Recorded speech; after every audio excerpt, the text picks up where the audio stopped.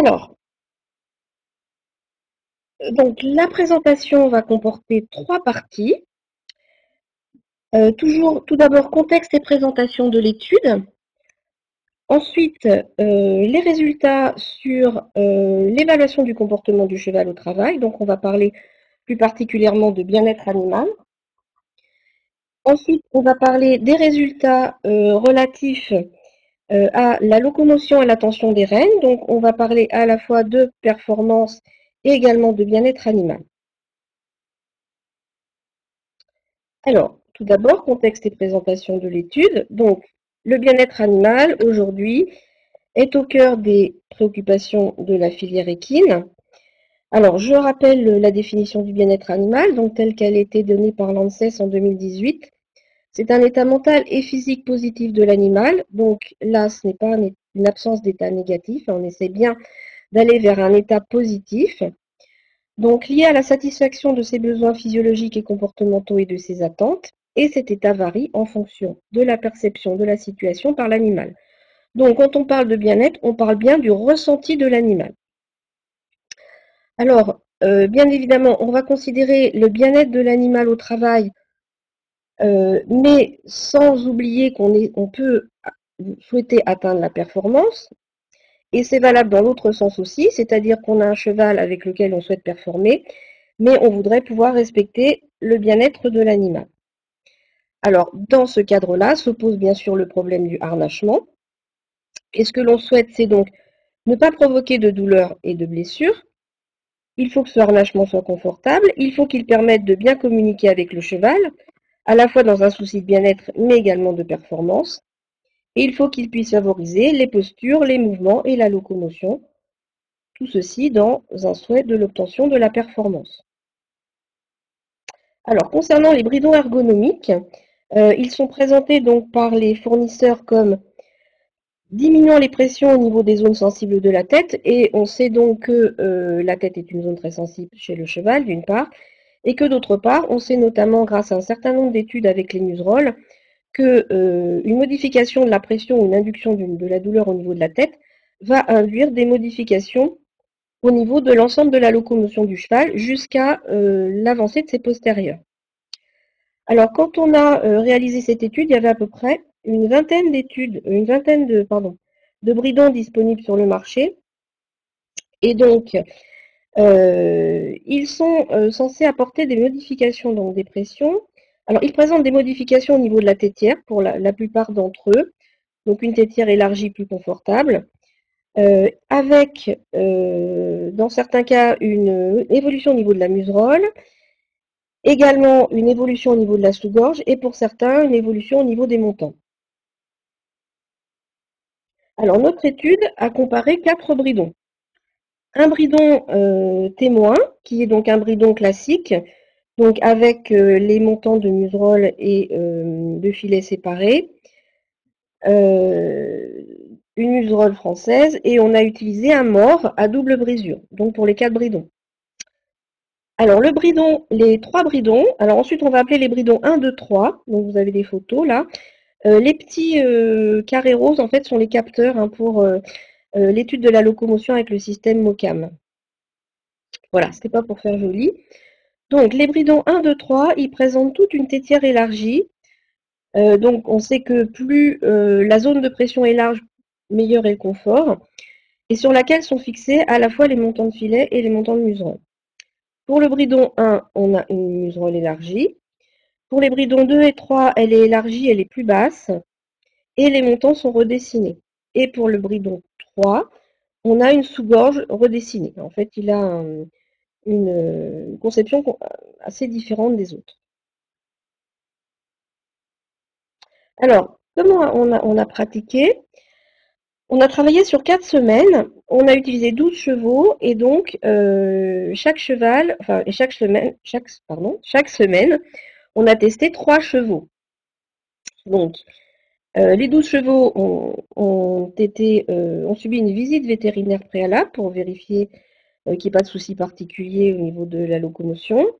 Il y a eu une adaptation individuelle du filet et de la selle, et chaque cheval a été testé pendant une semaine, à raison de 1 bridon et pendant 4 jours.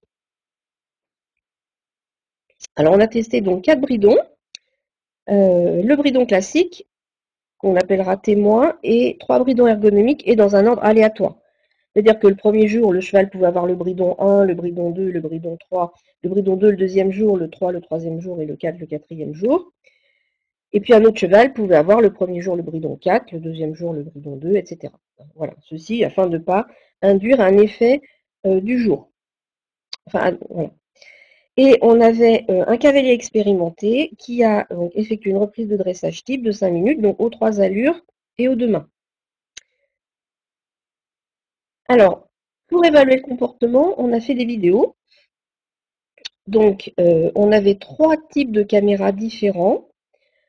La caméra 1, elle était fixée sur une des listes de la carrière et il y avait également des capteurs au niveau des longueurs et largeurs de la carrière et un outil connecté au poignet du cavalier, donc ce qui permettait de suivre l'intégralité le cheval dans son intégralité. La caméra 2, elle était tenue par un observateur au centre de la carrière et donc ne filmait que la tête. Et la caméra 3, elle était fixée sur le casque du cavalier et donc elle filmait uniquement les oreilles du cheval. Donc là, en fait, donc il s'agit des comportements qu'on a observés. Donc, ils ont été sélectionnés à partir de l'éthogramme de Dyson et Hall. Et pour exploiter donc ces comportements, on a utilisé le logiciel Boris. Sur ces vidéos qui faisaient environ 5 minutes chacune, on a réalisé des scans toutes les 30 secondes. Et donc, en fait, toutes les 30 secondes, on faisait une photo donc virtuelle du cheval et on regardait tous ses comportements. Pour certains de ces comportements et pour d'autres, on a compté le nombre de comportements par reprise quand effectivement, il n'y en avait pas beaucoup. Je dis par exemple un écart ou un foignement de queue. Donc la caméra 1, avec la caméra 1, donc on voyait le cheval en entier. Donc on a regardé les changements, la locomotion avec le cheval qui trébuche, qui fait des écarts. On a regardé les changements d'allure non demandés, le cheval qui rétrograde ou qui augmente d'une allure, les mouvements de tête brutaux, successifs, les mouvements de queue, c'est-à-dire les foignements de queue, l'émission de crottin, la salivation, si elle était absente, visible ou excessive, la sudation, si elle était présente ou absente. Avec la caméra 2, donc comme je vous le disais, on a regardé essentiellement la tête, enfin l'avant-main, donc la hauteur d'encolure, haute, moyenne ou basse, la position du chanfrein par rapport à la verticale, donc en avant sur la verticale ou en arrière, et les mouvements de bouche ouverts ou fermés. Et avec la caméra 3, on a regardé la position des oreilles, savoir si elles étaient en avant, en arrière ou en position intermédiaire ou en mouvement. Voilà. Alors ensuite, pour ce qui est plutôt de la locomotion et de l'analyse sur la tension des rênes, pour la locomotion, on a utilisé le capteur équisense, donc qui se positionne sous la sangle, comme vous voyez sur la photo. Et donc on a enregistré cadence, rebond, symétrie. Le MOCAM de Kinesthésia a permis donc d'analyser tous les mouvements du cheval en 3D. Et l'outil Mazarin donc, comportait un capteur sur chaque rêne et donc a mesuré la tension des rênes. Alors, maintenant on en arrive au résultat. Donc, pour le comportement, donc, je vais vous présenter uniquement les effets du bridon. On a également recherché d'autres effets, mais j'ai choisi de vous présenter les effets les plus significatifs. Donc, les effets du bridon. Donc, en fait, on a mis en évidence 3 effets significatifs, essentiels. Un effet concernant le nombre des foignements de queue, un effet au niveau de l'ouverture de la bouche et un effet concernant la position des oreilles, donc tous favorables, tous en faveur des bridons ergonomiques. Donc je vais vous montrer maintenant les résultats pour chacun de ces effets. Alors tout d'abord pour la position des oreilles, donc je vous ai dit qu'on regardait 3 positions, en avant, en arrière ou intermédiaire. Donc ce qui est intéressant, c'est la position des oreilles en arrière qui est révélatrice d'un confort à la fois quand le cheval est dans son environnement et quand le cheval est au travail. Donc bien sûr, on ne considère pas le mouvement rapide d'oreille en arrière quand le cavalier parle à son cheval, par exemple.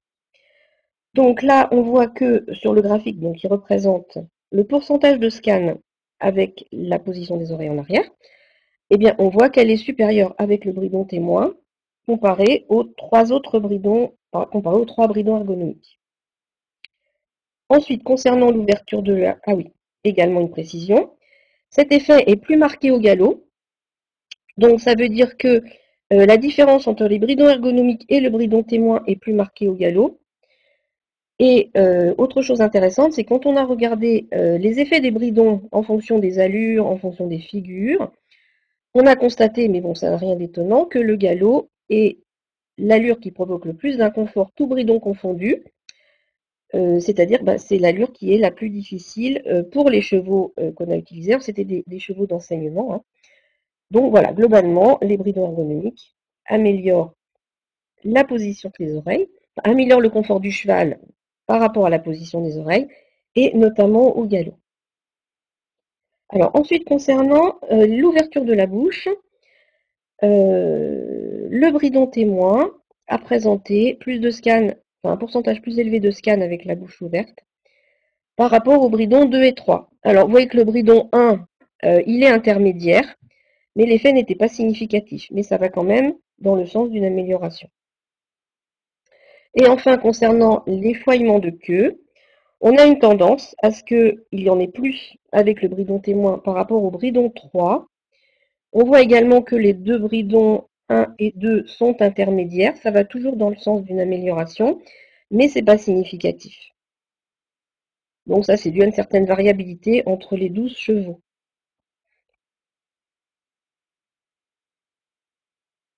Alors ensuite, on va regarder les résultats concernant la locomotion et la tension des rênes, à savoir que ces résultats, ils sont plus difficiles à apprécier. Bon, je vais vous dire pourquoi. Donc là, je vais vous donner...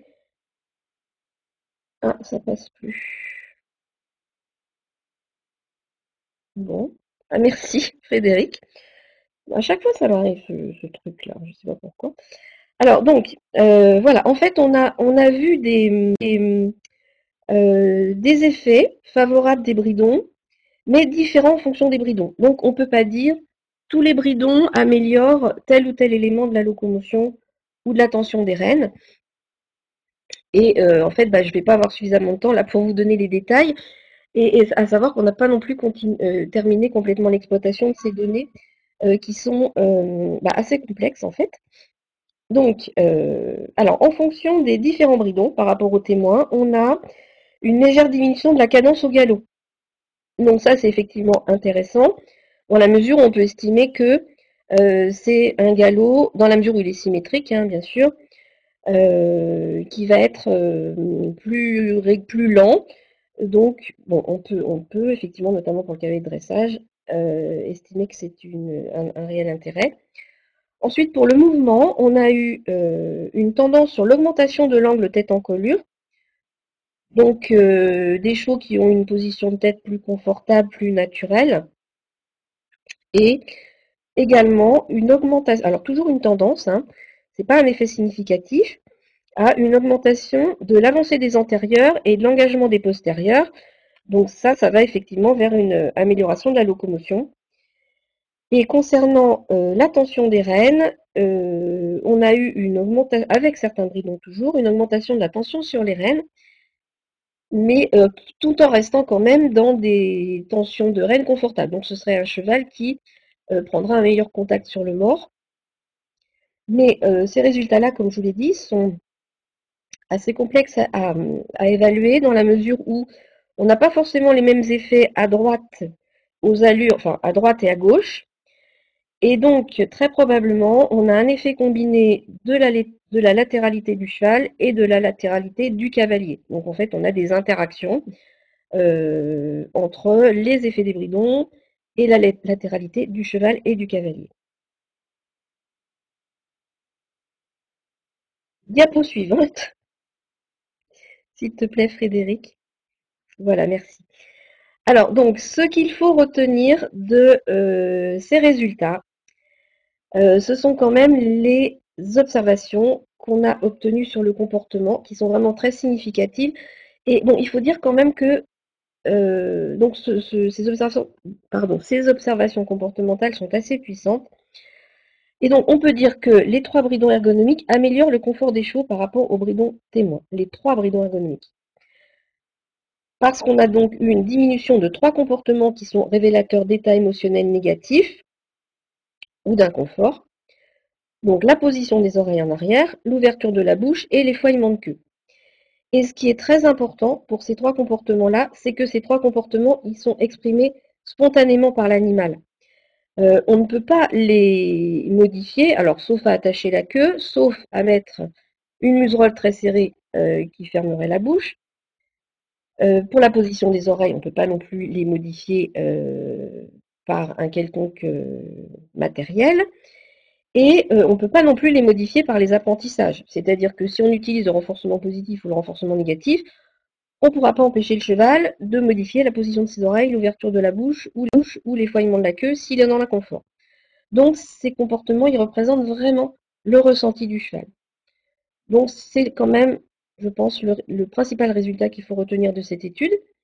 Les bridons ergonomiques, on a aussi vu qu'ils avaient des effets sur la locomotion, mais voilà, on a des effets combinés du cavalier et du cheval, donc c'est plus difficile à interpréter, mais on a vu que des effets quand même dans le sens de l'amélioration. Et aussi, ce qu'il faut dire, c'est qu'on a vu des effets sur une reprise voilà, de 5 minutes. Et bah, ce qui est intéressant, c'est également de voir les effets à plus long terme, voilà, qu'on n'a pas testé dans cette étude. Et donc, ce qu'il faut retenir de tout ça, c'est que, bah, en fait, il faut observer les chevaux. C'est-à-dire que ça vaut vraiment le coup.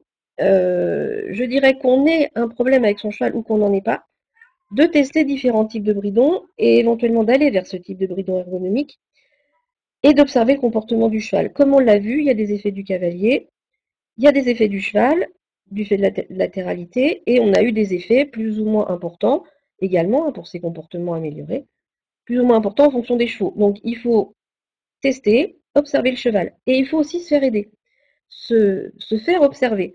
Parce qu'en fait, la position des oreilles en arrière, l'ouverture de la bouche ou le fouillement de queue, le cavalier, il ne va pas forcément y être attentif, dans la mesure où ces comportements d'inconfort, ils ne vont pas empêcher le cheval de travailler, ils ne vont pas l'empêcher de sauter, ils ne vont pas l'empêcher de dérouler sa reprise de dressage, et le cavalier, bon, même s'il y porte attention, il n'aura pas forcément idée de la fréquence. D'où l'idée de se faire observer, effectivement, et d'observer ces comportements-là. Voilà. Et on aura gagné, bah, effectivement, quand on les aura diminués.